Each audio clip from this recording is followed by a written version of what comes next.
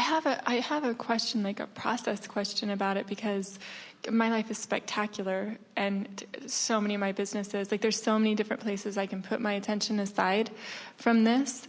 Is it better to just take my focus completely away from it, or is it better to deliberately shift, which I have done also, where I've deliberately shifted my feeling on it into a better and better feeling place? It's not in the best feeling place yet, but I know it can get there, or just appreciate all the other amazing stuff going on in my life. Well, you can't, when you've got a point of attraction going on, right.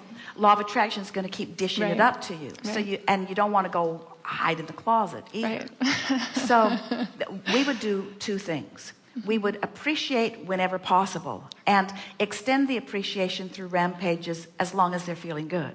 And in every other case, just go general, because when you're in a situation that is pervasive, mm-hmm. and it's calling your attention quite a bit. Yeah. Sometimes you can find appreciation mm-hmm. when you're not facing it. Mm-hmm. You can be distracted enough that other wonderful things will just call appreciation through you. And of course, when you do that, you're practicing the appreciation vibration, which just makes it more natural to you. But then when the situation that you really don't want to look at is right there for you to look at it, you can't not look at it. Right. But the way you soften your angst about it is by becoming as general as you can. This too shall pass. This really is a good thing, although I can't see it right now. There is benefit in this that I don't really know yet. Always in the step one experience, there's wonderful stuff that's going into the vortex, and even though I can't see it now, I accept on an intellectual basis that it is there. There are gifts here that I haven't really reaped the benefit of yet, but I know they're there for me to reap. This isn't so bad. It's something that I tensed against for a long time, but there's nothing really awful about it. And I'm having a lot of new experiences, and I'm learning, and there's something sort of satisfying in coping and in learning and in going through the process of it. And I'm becoming broader in my thinking, and there's nothing terrible going on here, and it's going to be all right. And I love learning, and life is about learning, and I've never wanted to shy away from. And this isn't an indication that I've done something wrong. This is an indication that I want something big. In other words, I can't play in this big world with these big players if I don't understand this. So I'm catching my sea legs on all of that.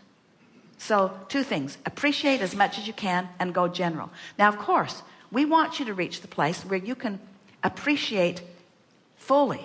But you can't make that jump all at once. Mm-hmm. And when you try, it backfires on you. Where if you go general, you can find the place of it. The rule of thumb that we've offered is be as specific as you can be while still feeling good. So as you're general and feeling good and general and feeling good and general and feeling good, before you know it, you can become more specific and feeling good and more specific.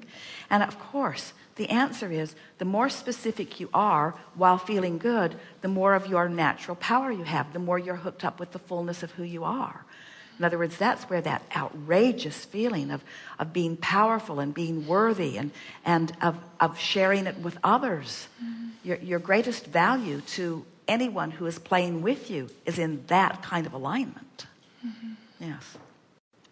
A while ago, you said to me when I was feeling really high and happy on business, I love business the way some people love football. It is like just passionate to me. And you were like, oh, this is just the tip of the iceberg for you. And then since that happened, it almost feels like the whole iceberg has been uncovered. But I know still that is the tip of the iceberg too.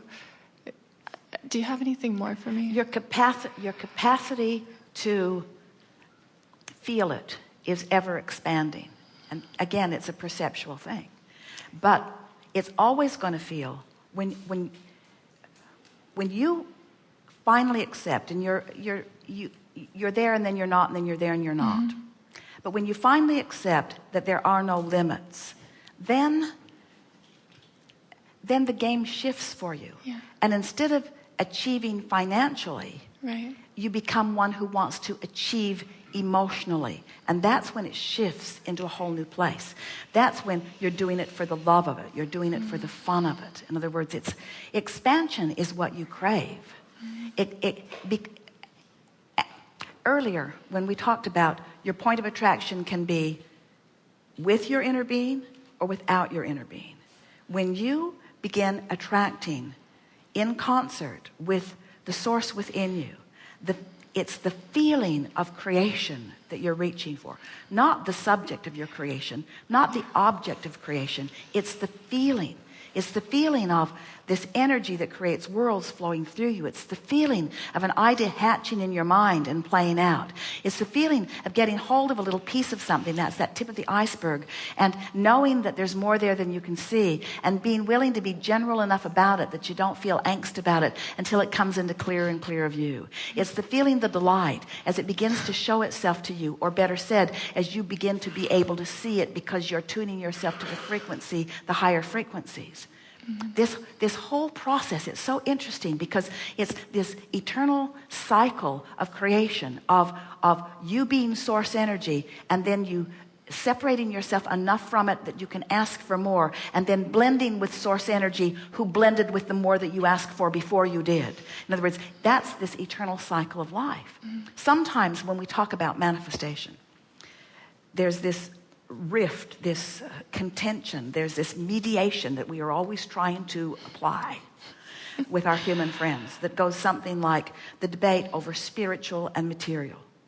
And we say, there's no debate. Everything that is manifesting is spirit. In other words, that's why we ask you what you think we're doing. Do you think we're driving cars around on the clouds? And we want you to understand that as you are here, you are the physical version of that which is us. So as you are perceiving, as you are here as you achieve a point of view, a consciousness that exists in a now reality, we perceive through you. We perceive all that you are. We are all that you are, but we are without the resistant version. So, and when you catch glimpses of the non-resistant version of how far you have taken that which is us, are you hearing this? Yeah.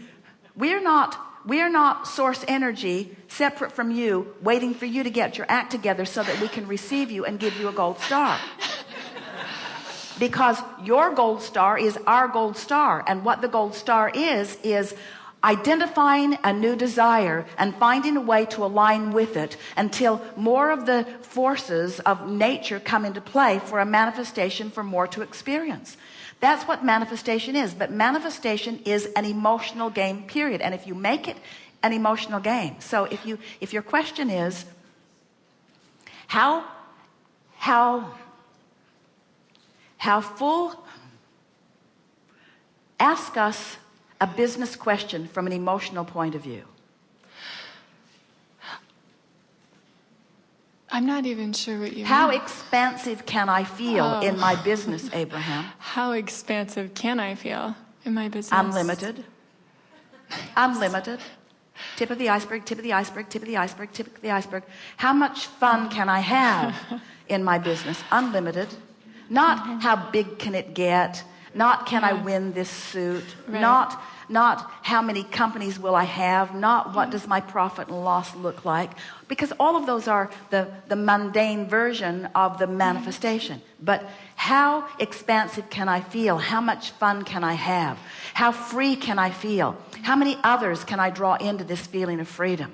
How glad can I be that I'm alive? How good can the air smell while I'm doing my business? How expansive can I be? How connected to source can I feel? How connected to source can I be? How much of source energy will play this game? How much of source energy will contemplate my combative partner? How much of source energy will infuse my so-called enemy with the love and appreciation so that we can dance this dance together?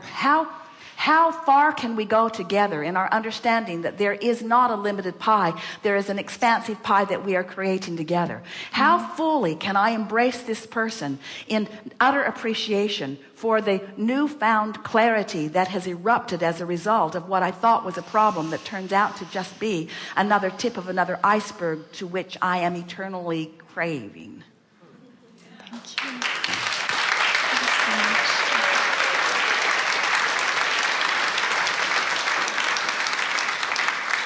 There's a tendency to say, as you stand in a manifestation that is unwanted, what went wrong?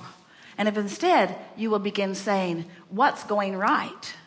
because it's causing an expansion that even though you can't maybe hook up with it completely right now, it still exists. And when you do, you're going to have the best moment of your life, you see.